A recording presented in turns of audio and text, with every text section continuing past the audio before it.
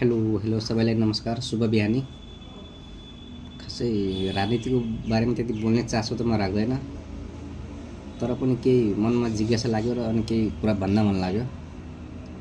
किनभने कुनै पार्टीमा अहिलेसम्म आबद्ध पनि छैन र आउँदो समयमा होला नहोला त्यो आफ्नो ठाउँमा छ। तर पनि राष्ट्रिय स्वतन्त्र पार्टीलाई एउटा सुझाव छ मेरो।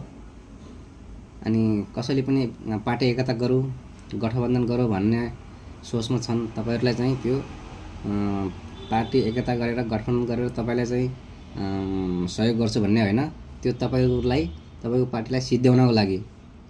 अनि अहिले चाहिँ जताततै पुरा अधिराज्यभरि राष्ट्रिय स्वतन्त्र पार्टी रवि दाई भन्ने चाहिँ पुरा माहौल बनेको छ।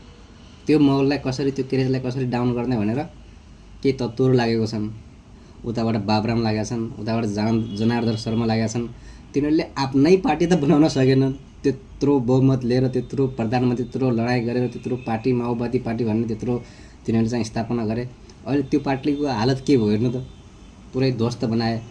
अनि त्यस्तो मान्छेहरूलाई, त्यस्तो पार्टीमा काम गरेको मान्छेहरूलाई आफ्नो पार्टीमा, स्वतन्त्र पार्टीमा आबद्ध गराउनु भनेको नै आफ्नो खुट्टामा चाहिँ आफैले कुलाडी हान्नु हो। त्यो भएर मेरो सुझाव छ स्वतन्त्र पार्टीलाई, तपाईको जित निश्चित छ। आउँदो चुनावमा कुना कुनाबाट, बस्तीबाट राष्ट्रिय स्वतन्त्र पार्टीको चाहिँ अब चाहिँ घन्टीको माहौल बनिसकेको छ। कांग्रेस, एमाले ती भन्ने कुनै पार्टी, बालेन शाहको पार्टी, हर्क साम्पाङको पार्टी, कुनै पार्टी पनि त्यहाँ तपाईको टक्करमा छैन। तपाईले एकदम ढुक्क भएर जित्नुहुन्छ। अनि रवि दाइको चाहिँ अवश्य जित हुन्छ र चाहिँ यी चाहिँ माकुण्डे मुकुण्डेहरूलाई चाहिँ पार्टीमा चाहिँ आबद्ध नगर्दा हुन्छ। हवस् त, यति मेरो सल्लाह सुझाव छ। धन्यवाद। जय नेपाल।